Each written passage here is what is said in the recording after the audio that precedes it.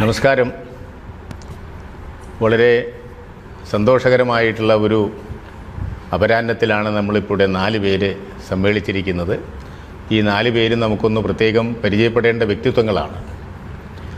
കേരളത്തിൽ ശരിക്കും പറഞ്ഞിട്ടുണ്ടെങ്കിൽ ഒരു 44-45 വർഷം മുമ്പ് നടന്ന ഒരു പ്രത്യേക സംഭവം കൂടി നമ്മുടെ ഓർമ്മയിലേക്ക് കൊണ്ടുവരുവാനും കൂടി ഉദ്ദേശിച്ചിട്ടാണ് ഈ പ്രത്യേക വ്യക്തിത്വങ്ങൾ ഇന്നിവിടെ ക്ഷണിക്കപ്പെട്ടത്. അവരെ ഒന്ന് പരിചയപ്പെടാം. എൻ്റെ പേര് എം മോഹനൻ. ഞാൻ കേരള ക്ഷേത്ര സംരക്ഷണ സമിതിയുടെ സംസ്ഥാന ഉപാധ്യക്ഷനാണ്. ലക്ഷ്മിബായി ധർമ്മപ്രകാശൻ എന്ന് പറയുന്ന പുസ്തക പ്രസിദ്ധീകരണ പ്രസ്ഥാനത്തിൻ്റെ മാനേജിംഗ് ട്രസ്റ്റിയാണ്. തൊട്ടടുത്തിരിക്കുന്ന വ്യക്തി ശ്രീ CS മുരളീധരൻ. അദ്ദേഹം എറണാകുളത്ത് രാമകൃഷ്ണ സേവാശ്രമം എന്ന് പറയുന്ന ഒരു ചാരിറ്റബിൾ ഓർഗനൈസേഷനുണ്ട്.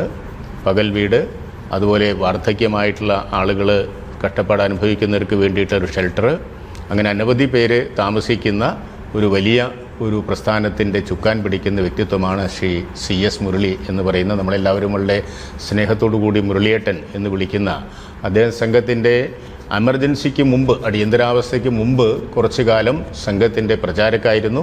വയനാട് ജില്ലയിലേക്ക് അദ്ദേഹം സംഘത്തിൻ്റെ പ്രചാരക്കായിരുന്നു. അഖില ഭാരതീയ വിദ്യാർത്ഥി പരിഷത്തിൻ്റെ പ്രവർത്തനത്തിലും സജീവമായിരുന്ന വ്യക്തിത്വമായിരുന്നു. മറ്റൊരു പ്രത്യേക സവിശേഷത കൂടി ഇവിടെ ഉണ്ട് അദ്ദേഹത്തെ പരിചയപ്പെടുത്തുന്നതിൽ. അദ്ദേഹം ഞാനൊരു 44-45 വർഷം മുമ്പുള്ള കഥ പറഞ്ഞല്ലോ. അതായത് വിശാല ഹിന്ദു സമ്മേളനം എന്ന് പറഞ്ഞ കേരളത്തിൻ്റെ സാംസ്കാരിക ധാർമ്മിക ചരിത്രത്തിലൊരു വഴിത്തിരിവായിട്ടുള്ള ആ സംഭവത്തിലെ അതിൻ്റെ കൺവീനറായിരുന്നു CS മുരളിച്ചേട്ടൻ എന്നുള്ളതാണ്. അപ്പോൾ അതുമായിട്ട് ബന്ധപ്പെട്ട ധാരാളം ഓർമ്മകളും കാര്യങ്ങളും ഒക്കെ നമുക്കിന്ന് ചർച്ച ചെയ്യാൻ ഉണ്ടായേക്കാം. അടുത്തിരിക്കുന്നതായിട്ടുള്ള KG വേണുഗോപാൽ. സംഘത്തിൻ്റെ ദീർഘകാലം പ്രചാരക്കായിരുന്നു അദ്ദേഹം. തിരുവനന്തപുരം ജില്ലയിലെ ജില്ലാ പ്രചാരക്കൊക്കെ ആയിരുന്നു. അതിനു മുമ്പ് അഖില ഭാരതീയ വിദ്യാർത്ഥി പരിഷത്തിൻ്റെ കേരള സംസ്ഥാനത്തിൻ്റെ സംഘടനാ സെക്രട്ടറി ആയിരുന്നു. പിന്നെ ഒരുപാട് സംഘപ്രവർത്തനങ്ങളിൽ മറ്റ് പല മേഖലകളിലും സംഘത്തിൻ്റെ പ്രവർത്തനങ്ങളിൽ ഏർപ്പെട്ടിട്ടുണ്ട്. ഇപ്പോൾ നമുക്ക് നടന്ന തിരുനാവായ ആ ഒരു മഹോത്സവത്തിലെ അതിലെ പ്രധാനപ്പെട്ട സംഘാടകരിൽ ഒരാളും കൂടിയായിരുന്നു ശ്രീ വേണുവേട്ടൻ എന്ന് പറയുമ്പോഴാണ് അദ്ദേഹവും ആ സമയത്ത് 82 നടന്ന വിശാല ഹിന്ദു സമ്മേളനത്തിലെ ഒരു പ്രവർത്തകരിലെ ഒരു പ്രധാനപ്പെട്ട ചുമതല വഹിച്ചിരുന്ന വ്യക്തിത്വമായിരുന്നു ശ്രീ KG വേണുവേട്ടൻ. അപ്പുറത്തിരിക്കുന്നത് ശ്രീ VK വിശ്വനാഥൻ എന്ന് പറയുന്ന വിശ്വംപാപ്പ എന്ന സ്വയം സേവകരും സംഘപ്രവർത്തകരും ബഹുമാനത്തോടും സ്നേഹത്തോടും വിളിക്കുന്നതായിട്ടുള്ള വിശ്വംപാപ്പ. 70 മുമ്പേ തന്നെ സംഘത്തിൻ്റെ പ്രചാരക പ്രവർത്തനം തുടങ്ങി. അദ്ദേഹം ഇപ്പോഴും സംഘത്തിൻ്റെ പ്രചാരകനാണ്. ആലപ്പുഴ ജില്ലയിൽ, അതുപോലെ എറണാകുളം വിഭാഗിൽ എല്ലാം പ്രചാരക്കായിരുന്നു. വിശ്വ ഹിന്ദു പരിഷത്ത് തുടങ്ങിയിട്ടുള്ള പല പ്രസ്ഥാനങ്ങളിലും അതിൻ്റെ സംഘടനാ ചുമതലകൾ വഹിച്ചിട്ടുള്ള പ്രത്യേക വ്യക്തിത്വമാണ്. കോട്ടയം ജില്ലയിലാണ് അദ്ദേഹത്തിൻ്റെ സ്വന്തം സ്ഥലം. എങ്കിലും കേരളം മുഴുവൻ തന്നെ ഇപ്പോൾ അടുത്ത കാലത്തായിട്ട് തൃശ്ശൂർ കേന്ദ്രമായിട്ടായിരുന്നു സംഘത്തിൻ്റെ പ്രവർത്തനങ്ങൾ നോക്കിയിരുന്നത്.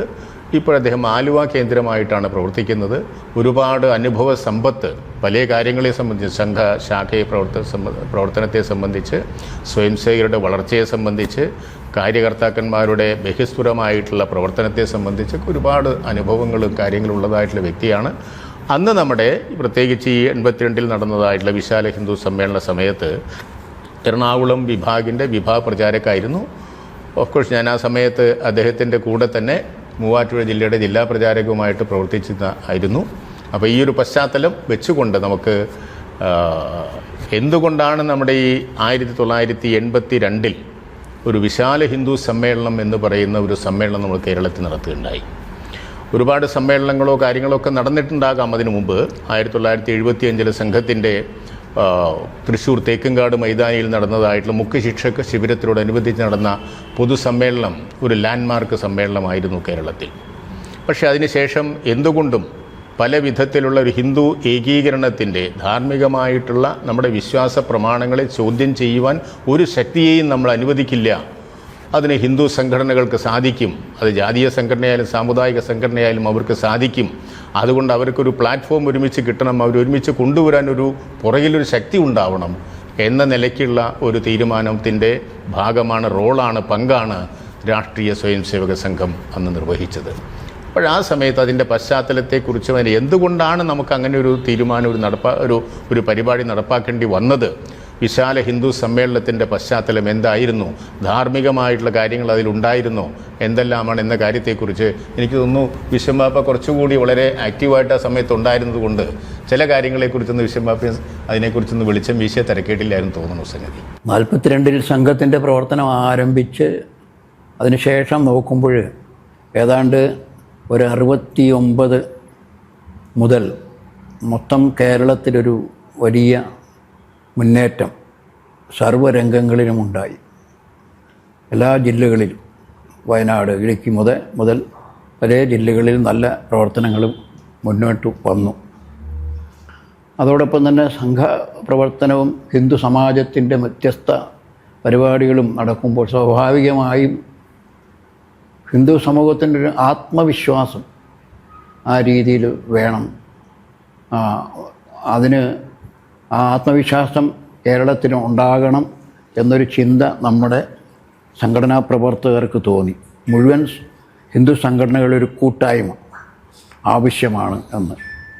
ധാരാളം വെല്ലുവിളികൾ പലതരത്തിലും, രാഷ്ട്രീയപരമായും അതുപോലെ മറ്റു തരത്തിലുള്ള മതപരമായും ഒക്കെയുള്ള വെല്ലുവിളികളെ അതിജീവിച്ച് ഈ ദേശീയ ശക്തി, ഹിന്ദു ശക്തി ഉയർന്നു വരണം എന്ന ഒരു വ്യക്തമായ ഉദ്ദേശത്തോടു കൂടിയാണ് വിശാല ഹിന്ദു സമ്മേളനം എന്ന ഒരു ചിന്ത രൂപം കൊള്ളാൻ കാരണം. അഖില ഭാരതീയ ദൃഷ്ടിയിലും അതിന് തക്കതായ ചില കാരണങ്ങൾ ഉണ്ടായിരുന്നു. അതിലേതെങ്കിലും പ്രത്യേകിച്ചൊരു സംഭവം മറ്റും അങ്ങനെ ഉണ്ടായിട്ടുണ്ടോ? നമുക്ക് പെട്ടെന്ന് അങ്ങനെ തോന്നാൻ പാകത്തിന് എന്തെങ്കിലും സംഭവം ഉള്ളതായിട്ട് ഉണ്ടായിരുന്നോ? അതിൽ ഭാരതം മുഴുവൻ ശ്രദ്ധിക്കപ്പെട്ട ഒരു സംഭവം മീനാക്ഷിപുരം സംഭവമാണ്. കൂട്ടമായി ഒരു കാലത്തും ഭാരതത്തിൽ സംഭവിക്കാത്ത തരത്തിൽ ആക്രമണകാരികളുടെ കാലഘട്ടങ്ങളിൽ അതൊക്കെ നടന്നെങ്കിലും പിന്നീട് വന്ന സ്വാതന്ത്ര്യത്തിന് ശേഷം നമ്മൾ നോക്കുമ്പോൾ മുഴുവൻ സമൂഹത്തെ ഞെട്ടിക്കുന്ന തരത്തിൽ പിന്നിൽ എന്തോ ഒരു വലിയ ഗൂഢാലോചനയോടുകൂടി വലിയൊരു സമൂഹത്തെ സ്വാധീനിച്ച് മതപരിവർത്തനത്തിന് വിധേയരാക്കി. അതൊരു ഞെട്ടിക്കുന്ന സംഭവമായിരുന്നു. അതിൻ്റെ ഒരു പ്രത്യാഘാതവും കൂടി വേണമെങ്കിൽ കണക്കാക്കാം. കാരണം ഒരു അസ്ഥിരപ്പെടുന്നതല്ല സമൂഹം, ആ സമൂഹത്തിൻ്റെ ഒരു രക്ഷാകേന്ദ്രം വേറെ ഇല്ല എന്നുള്ളൊരു തോന്നലോടുകൂടി ഒരുമിച്ച് വരാൻ ഒരു പ്രേരണ ഉണ്ടായി. അങ്ങനെയാണ് ഹിന്ദു അനാഥരല്ല, ഹിന്ദു സമൂഹത്തിന് അവർക്ക് ആത്മവിശ്വാസം പകരാൻ അവരോടൊപ്പം ഇവിടുത്തെ സംഘടനകൾ നിൽക്കും എന്ന ഒരു സന്ദേശം നൽകലും ഇതിൻ്റെ ഉദ്ദേശമായിരുന്നു. അന്നത്തെ ഒരു പൊതുവെ ഒരു ഗാനം വന്ന് ആലപിച്ചിരുന്നല്ലോ, ഒരു ഗംഭീരമായിട്ട്. അത് വിശ്വംബാപ്പയ്ക്ക് ഓർമ്മയുണ്ടോ? 2 വരി പാടാൻ പറ്റും? പാടാം. ആ ഒരു സംഗീതം, അതായത് വിശാല ഹിന്ദു സമ്മേളനം നിശ്ചയിച്ചു കഴിഞ്ഞപ്പോൾ എല്ലാ പ്രദേശങ്ങളിലും സംഘാടക സമിതികളും സംഘടനകളുടെ എല്ലാം കൂട്ടായ്മകളൊക്കെ നടന്നു. അതുപോലെ അന്ന് നാട് മുഴുവൻ, ഗ്രാമങ്ങൾ മുഴുവൻ പ്രചരിച്ചൊരു ഗാനമാണ് ഹിന്ദുക്കൾ നാം ഒന്നാണേ, ഹിന്ദുക്കൾ നാം ഒന്നാണേ, ഹിന്ദുക്കൾ നാം ഒന്നാണേ. പരമ്പൊരുളൊന്നേ രണ്ടില്ല, ഉണ്മയുമൊന്നേ പലതില്ല, ഹരിയും ഹരനും ഹരിഹരസുതനും അതിനുടെ പലതാം രൂപങ്ങൾ, ദർശകരനവധി ഉണ്ടാകാം, ദർശന വിവിധതയുണ്ടാകാം, എങ്കിലും അഖിലരുമൊന്നായി ഒഴുകും ഹിന്ദു ഭഗീരഥി ഒന്നാണേ, ഹിന്ദുക്കൾ നാം ഒന്നാണേ.